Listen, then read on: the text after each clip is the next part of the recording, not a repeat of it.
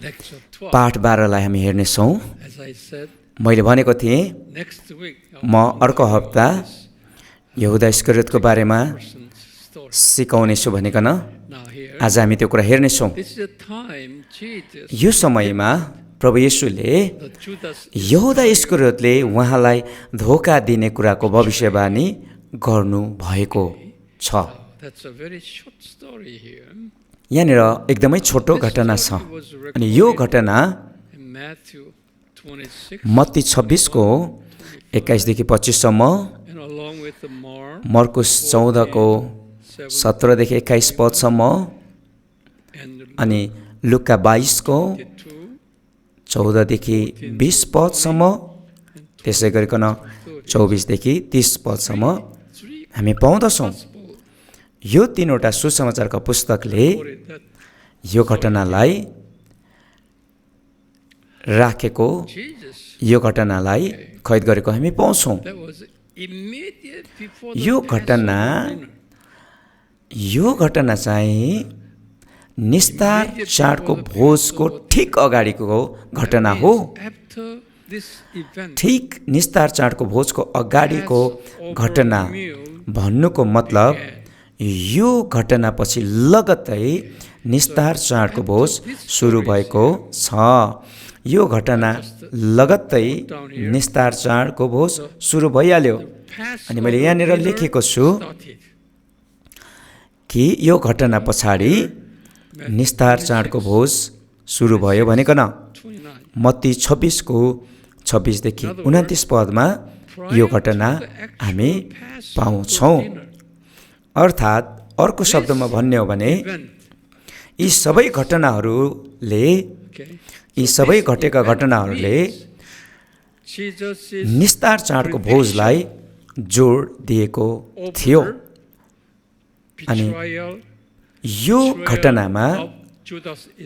घटनामा निस्तार चाडको भोजको ठिक अगाडिको यो घटनामा प्रभु येशूले भविष्यवाणी गर्नुभयो कि यहुदा इस्करियोतले उहाँलाई धोका दिनेछ। यहुदा इस्करियोतले उहाँलाई धोका दिने कुरा प्रभु येशूले यो घटनामा भविष्यवाणी गर्नुभयो। अनि यो समयमा प्रभु येशूका चेलाहरू येशूसँग बसिरहेका थिए।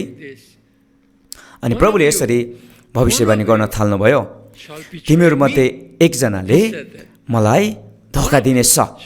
प्रभुले भन्नुभयो, तिमीहरूमध्ये एकजनाले मलाई धोका दिनेछ। अनि जसै प्रभुले त्यो भन्नुभयो, ती सबै येशूका चेलाहरूले अचम्मित हुँदै उनीहरूले सोध्न थाले। अनि कति बाइबलको खण्डमा उनीहरू धेरै शोकित भए भनिकन पनि भनेको छ। अनि चेलाहरूले यसरी प्रश्न गरे, प्रभु के त्यो म हुँ भनिकन सबैले सोध्न थाले। अनि येशूले वरपर हेर्नुभयो र भन्नुभयो, होइन, त्यो व्यक्ति जसले मसँग थालमा रोटी चोपेको छ त्यसैले मलाई पक्राइदिनेछ। प्रभुले त्यही भन्नुभयो। प्रभुले यहाँ भन्नुभयो, जसले मसँगै थालमा रोटी चोपेको छ त्यसैले मलाई धोका दिनेछ। अनि यो चाहिँ प्रभुले यहुदा इस्करियोतलाई निर्दिष्ट गर्नलाई अनि यहुदा इस्करियोतलाई दर्शाउँदै भन्नुभएको थियो। यो कुरा सुनिसकेपछि चेलाहरूलाई केही राहत त भयो, तर पनि उनीहरू यो कुरामा चिन्तित पनि थिए। अब उनीहरूले थाहा पाए कि यहुदा इस्करियोतले चाहिँ येशूलाई धोका दिने रहेछ भनिकन। अनि प्रभु येशूले आफ्नो सेवाको मध्यभागमा यहुदा इस्करियोतलाई भन्नुभएको थियो कि यहुदा इस्करियोत चाहिँ एउटा दुष्ट हो भनिकन। यो घटनाभन्दा एक वर्ष अगाडि, झन्डै एक साढे एक वर्ष अगाडि प्रभु येशूले भनिसक्नु भएको थियो यहुदा इस्करियोत चाहिँ एउटा दुष्ट हो भनिकन। जब प्रभु येशूले पितासँग प्रार्थना गर्दै हुनुहुन्थ्यो अनि प्रभु येशूले यो कुरा भनिसक्नु भएको थियो यहुदा इस्करियोतलाई, यो चाहिँ विनाशको छोरो हो भनिकन। अब येशूका चेलाहरूले बिस्तारै बिस्तारै यहुदा इस्करियोतको बारेमा बुझ्दै थिए, जान्दै थिए र त्यो चाहिँ के गर्दै थियो त्यसले र त्यो के हो भनिकन। अनि प्रभु येशूले एकदमै चाखलाग्दो कुरा यहाँनिर बताउनु भयो। अनि प्रभु येशूले यहाँ भन्नुहुन्छ, यहाँ प्रभुले प्रस्तुत गर्नुभएको कुरा एकदमै महत्त्वपूर्ण छ। आफैलाई प्रभुले मानिसको पुत्र भनिकन भन्नुभयो, मानिसको छोरो अथवा मानिसको पुत्र भनिकन यहाँ आफूलाई प्रभुले भन्नुभयो। अनि प्रभुले आफैलाई किन सन अफ म्यान अथवा मानिसको पुत्र किन भन्नुभयो? खासमा प्रभु येशू चाहिँ परमेश्वरका पुत्र हुनुहुन्थ्यो र पनि प्रभुले प्राय गरिकन धेरै पटक आफैलाई मानिसको पुत्र, मानिसको छोरो, मानिसको सन्तान भनी भन्नुभयो। मानिसको पुत्र भन्नाले यो कुरालाई जनाउँछ कि स्वर्गबाट आउनुभएको हो भन्ने कुरालाई यो प्रभुले भन्नुभएको, चलाउनु भएको शब्दले जनाउँदछ। प्रभुले जब पनि मानिसको पुत्र भनिकन आफूलाई भन्नुभयो, त्यो कुराले येशूको 100% मानवतालाई देखाउँदछ। उहाँ 100% मानिस हुनुभएको हो भन्ने कुरालाई देखाएको छ। यूहन्नाको पुस्तकमा त्यहाँ मानिसको पुत्र भनिकन खासै हामी पाउँदैनौँ, तर यूहन्नाको पुस्तकभरि, सुसमाचारको पुस्तकभरि परमेश्वरको पुत्र भनिकन जनाएको छ। परमेश्वरको पुत्र भन्नाले येशू ख्रीष्ट 100% परमेश्वर हुनुहुन्छ भन्ने कुरालाई जनाउँदछ भने सन अफ म्यान अर्थात् मानिसको पुत्र भन्नाले येशू ख्रीष्ट 100% मानिस पनि हुनुहुन्थ्यो भनिकन जनाएको हो। जब पनि प्रभुले कुनै कुरालाई भन्नुभयो, उहाँले कुनै पनि शब्दलाई उहाँले उच्चारण गर्नुभयो, प्रस्तुत गर्नुभयो, त्यहाँ गहिरो अर्थ थियो। अनि प्रभुले यहाँ भन्नुहुन्छ मानिसको पुत्रलाई चाहिँ लेखिए अनुसार नै हुनेछ। यहाँ प्रभुले भन्नुभयो मानिसको पुत्रको बारेमा लेखिएको कुरा अनुसार नै हुनेछ भनिकन प्रभुले भन्नुभयो। अनि प्रभु येशूले यहाँनिर यो लेखिएको मानिसको पुत्रको बारेमा लेखिएको कुरा नै हुनेछ भनिकन यो लेखिएको कुरा भन्दै गर्दाखेरि प्रभुले कुन खण्डलाई यहाँ उद्धृत गर्दै हुनुहुन्थ्यो? यो चाहिँ अरू नभएर उत्पत्ति 3को 15 हो। प्रभुले यहाँ उत्पत्ति 3को 15लाई पहिलो सुसमाचारलाई यहाँनिर प्रभुले प्रस्तुत गर्नुभएको हो, प्रकट गर्नुभएको हो कि प्रभु येशू चाहिँ कन्या मरियमबाट जन्मिने मानिस भएर मानिसको बीचमा आउने कुरालाई भन्नुभएको हो। अर्थात् येशू प्रभु कन्या मरियमको सन्तान भइकन, स्त्रीको सन्तान भइकन आउनु भएको मानिसको पुत्र हुनुहुन्छ भनेको हो। अनि उहाँ चाहिँ स्त्रीको सन्तान 100% मानिस, एउटा शैतानको सन्तानबाट धोका दिइने कुरा बताइएको कुरा उत्पत्ति 3को 15मा बताएको छ। अनि यही पहिलो सुसमाचार जो चाहिँ प्रोटो एभाङ्गेलियन हो। अनि यही कुरा यहाँ प्रभुले यहाँ बताउँदै हुनुहुन्छ, दर्शाउँदै हुनुहुन्छ। अनि यहाँ प्रभुले भन्नुभयो कि मानिसको पुत्र चाहिँ लेखिए अनुसार नै जानेछ। अनि बाइबलमा अनि वचनमा पहिले नै भविष्यवाणी गरेको कुरा नै पुरा हुनेछ भनिकन प्रभुले आफ्नो बारेमा भन्नुभयो। तर प्रभुले यहुदा इस्करियोतको बारेमा भन्नुभयो कि तर त्यसलाई चाहिँ धिक्कार भनिकन प्रभुले भन्नुभयो। प्रभुले यहाँनिर भन्नुभएको कुरा मानिसको पुत्र त उसको विषयमा धर्मशास्त्रमा लेखिए बमोजिम जानेछ, तर धिक्कार त्यस मानिसलाई भनिकन प्रभुले यहुदा इस्करियोतको बारेमा भन्नुभयो। धिक्कार त्यसलाई भनिकन प्रभुले भन्नुभयो। धिक्कार त्यसलाई, त्यस मानिसलाई जसद्वारा मानिसको पुत्र पक्राइनेछ भनिकन प्रभुले भन्नुभयो। अनि यहाँनिर हामीले हेर्ने कुरा स्त्रीको सन्तान जो चाहिँ 100% मानिस हुनुहुन्छ त्यो चाहिँ प्रभु येशू नै हुनुहुन्छ। अनि प्रभुले भन्नुभयो धिक्कार त्यसलाई, प्रभुले भन्नुभयो धिक्कार त्यस मानिसलाई जसद्वारा मानिसको पुत्र पक्राइने छ भनेर भन्नुभयो।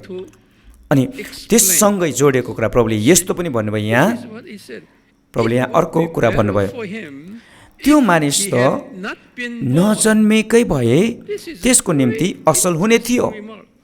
प्रभुले यहाँनिर एउटा अति नै चाखलाग्दो कुरा फेरि यहाँ प्रस्तुत गर्नुभयो।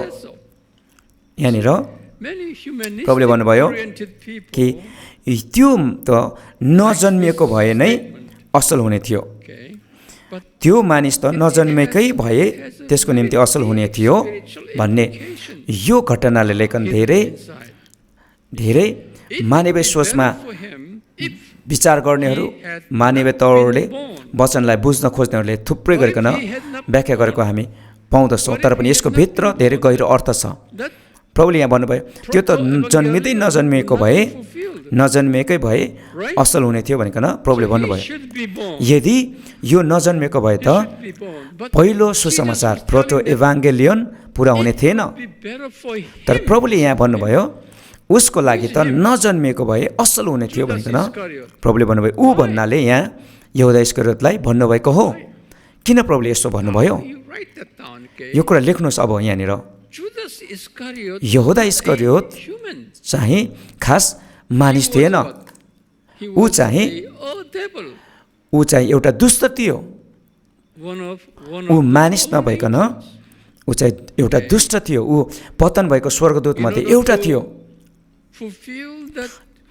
यो एउटा दुष्ट अथवा पतन भएको स्वर्गदूत चाहिँ पहिलो सुसमाचार पुरा गर्नको लागि परमेश्वरबाट चलाइएको थियो। पतन भएका थुप्रै स्वर्गदूतहरू मध्ये यो एउटा स्वर्गदूत चाहिँ परमेश्वरले रोजिकन चुनिकन उसलाई उठाउनु भएको थियो ताकि उत्पत्ति 3:15 को भविष्यवाणी पुरा हुन सकोस् भनिकन परमेश्वरले पतन भएको एउटा एन्जललाई, स्वर्गदूतलाई उठाउनु भयो र मानिसको स्वरूपमा हुन दिनुभयो। त्यसो भए उसको शारीरिक यो यहुदा इस्करियोतको शारीरिक मृत्युपछि के भयो? अनि जब यहुदा इस्करियोतको मानिस जो चाहिँ पतन भएको स्वर्गदूत मानिसको रूप धारण गरेको छ, मानिसको स्वरूपमा आएको छ, उसको यो यहुदा इस्करियोतको शारीरिक मृत्युपछि ऊ चाहिँ नरकमा फालियो। अनि त्यसपछि अन्तिममा त्यो अग्निकुण्डमा फालिनेछ। अनि यहाँनिर हामीले बुझ्ने कुरा चाहिँ यो हो कि यसको एकदमै गलत खालको अति नै घिनलाग्दो कामको कारणले गर्दा उसले नरकमा एकदमै डरलाग्दो अनि भयङ्कर कष्टकर यातना उसले सहनेछ। अनि अर्को भाषामा भन्यो भने यदि यो यहुदा इस्करियोतले यो काम अथवा यो काम गर्ने दुःखदायी उसको जिम्मा नपाएको भए उसले अलिक कम यातना पाउने थियो नरकमा। तर यसले येशूलाई पक्राइदिने दयनीय एकदमै घिनलाग्दो काम उसले त्यो जिम्मा त्यसले निभाएको कारणले गर्दा उसले नरकमा सबैभन्दा नरकको यातनाको सबैभन्दा बढ्ता यातना यसले भोग्ने कुरा प्रभुले यहाँ भन्नुभयो। नरकमा पनि सबै यातना, पीडा, दर्द एउटै किसिमको छैन र एउटै मात्रामा छैन। त्यहाँ चाहिँ अझ धेरै यातना छ। त्यहाँनिर यातनाको पनि तह छ, त्यहाँको पीडा पनि तहको छ। अनि जो चाहिँ दुष्टहरूले भयानक घिनलाग्दो दुष्ट काम अति नै दुष्ट काम गर्दछ यिनीहरूले तिनीहरूको पनि त्यहाँ तल गएको नरकमा पनि त्यही अनुसारको उनीहरूले सजाय भोग्नेछ के बुझ्दैनस् तपाईँहरूले यहाँनिर यो विशेष व्यक्ति अथवा यो एउटा दुष्ट विशेष यो दुष्टले उसले विशेष काम गर्यो अनि यस कारणले गर्दा परमेश्वरले यसलाई सबैभन्दा नराम्रो यातना एकदमै पीडादायक यातनामा परमेश्वरले यसलाई राख्नुहुनेछ किनकि यसले सबैभन्दा घिनलाग्दो काम गर्यो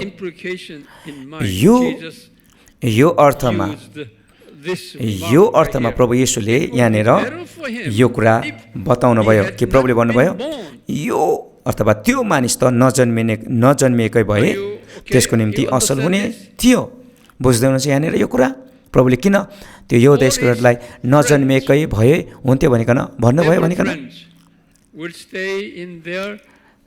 यो दुष्टको साथसाथमा उनीहरू सबैजना नरकमै हुनेछन् तर पनि यसको साथीहरू यसको मित्रहरू चाहिँ अलिक कम यातना उनीहरूले भोग्नेछन् तर यो दुष्ट यो दियाबलसले चाहिँ सबैभन्दा कष्टमय यातना भोग्नेछ यसले किन भन्दा पहिलो सुसमाचार पुरा गर्नेले काम गर्यो अन्त प्रभुले यसलाई भन्नुभयो बरु यो त नजन्मिएकै भए असल हुने थियो भनिकन तपाईँ मसँग हुनुहुन्छ बुझ्दै हुनुहुन्छ यहाँनिर आउनुहोस् हामी अझै अगाडि बढ्नेछौँ यहुदा इस्करियोतले जवाफ दिँदछ यहाँनिर अनि सबै उसको साथीहरूले मित्रहरूले जस्तै अरू चेलाहरूले भने सबैले भन्दै थिए कि त्यो म हुँ भनिकन भन्न थालेपछि प्रभु येशूले यी सबै कुरा भन्नुभयो अनि अचानक त्यसपछि प्रभुले यो कुरा भनिसकेपछि उसले भन्दछ यसले भन्छ गुरुज्यू के त्यो म हुँ भनिकन त्यसले भन्यो अनि प्रभुले येशूले भन्नुभयो त्यसलाई भन्नुभयो तिमी आफैले भन्यौ प्रभुले त्यही भन्नुभयो तिमी आफैले भन्यौ अनि प्रभुले भन्नुभयो एकदम स्पष्टसँग त्यो त आफैले भनिस् भनिकन प्रभुले यहुदा इस्करियोतलाई भन्नुभयो अनि अरू चेलाहरूले थाहा गरे कि ओहो यो यहुदा इस्करियोत पो रहेछ येशूलाई धोका दिने त भनिकन उनीहरूले बुझे यसकारणले गर्दाखेरि यो एउटा यस्तो स्पष्ट समय थियो जहाँ प्रभुले आफ्ना चेलाहरूको अगाडि कि यहुदा इस्करियोतले उहाँलाई चाहिँ धोका दिनेछ भनिकन बताइदिनु भएको स्पष्ट घटना र समय थियो अनि यहाँनिर चेलाहरूले पनि स्पष्ट रूपमा यहुदा इस्करियोतको परिचयलाई थाहा गरे उसको पहिचानलाई थाहा गरे अनि त्यसपछि प्रभुले भन्नुभयो ल अब हामी निस्तार चाडमा सहभागी शरीक हौँ भनिकन अनि त्यसपछि निस्तार चाडको भोज सुरु भयो यो कुरा हामीले निस्तार चाडको भोज सुरु भएको कुरा मत्तीको पुस्तक 26:26 - 29 मा हामी पाउँछौँ अनि आउने समयमा हामी यहुदा इस्करियोतलाई के भयो भन्ने कुराको बारेमा हेर्नेछौँ र निस्तार चाडको समयपछि के भयो त्यसपछि के भयो भन्ने कुरा हामीले आउने समयमा हेर्नेछौँ यो कुरा चाहिँ आउँदैछ परमेश्वरले तपाईहरुलाई आशीष गर्नुभएको होस् जतिले पनि यहाँनिर यसलाई युट्युबबाट हेर्दै हुनुहुन्छ सबैलाई परमेश्वरले आशीष गर्नुभएको होस् आमेन आमेन